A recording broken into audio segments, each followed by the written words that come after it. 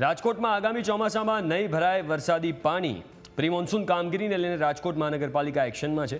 Pre monsoon કામગીરીને લઈને અધિકારીઓને સૂચના અપાઈ છે। નીચાણવાળા વિસ્તારોમાં પાણી ન ભરાય તે માટે યોગ્ય કામગીરીના આદેશ કરાયા છે। અધિકારીઓને યોગ્ય કાર્યવાહી કરીને રિપોર્ટ સોંપવા સૂચના અપાઈ। ગયા વર્ષે ચોમાસામાં રાજકોટના અનેક વિસ્તાર પાણીમાં ગરકાવ થયા હતા। આ વર્ષે પ્રી મોન્સૂન કામગીરી દર વર્ષની જેમ પોકળ સાબિત થશે કે કેમ તે જોવું રહ્યું।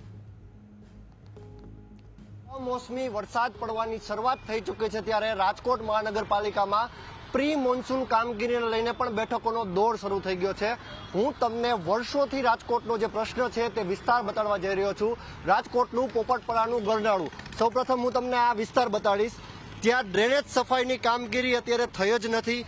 તંત્ર દાવો કરી રહ્યું છે કે તમામ અધિકારીઓને સૂચના આપી દેવામાં આવી છે કે તાત્કાલિક ડ્રેનેજની સફાઈ કરવામાં આવે, પરંતુ જે સમગ્ર વિસ્તાર છે તે રહેવાસીઓના મકાન હું તમને બતાડવાનો જે પ્રયત્ન કરીશ।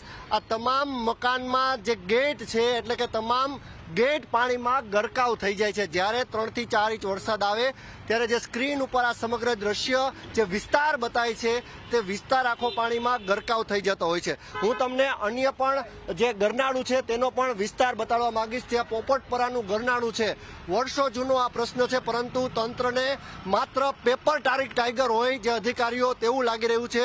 કામગીરીમાં કોઈને રસ જ ન હોય તે પ્રકારની વાત અત્યારે સામે આવી રહી છે। હાલ તો 3 થી 4 ઇંચ વરસાદ પડે ત્યારે સમગ્ર ગરનાળું પાણીમાં ગરકાવ થઈ જાય છે। ત્યારે લોકોને અગવડતા ન પડે તે માટે થઈને કોર્પોરેશનના અધિકારીઓ અને પદાધિકારીઓએ તાત્કાલિક નિર્ણય લઈ કોઈ નક્કર કાર્યવાહી કરવી ખૂબ જ જરૂરી બની છે।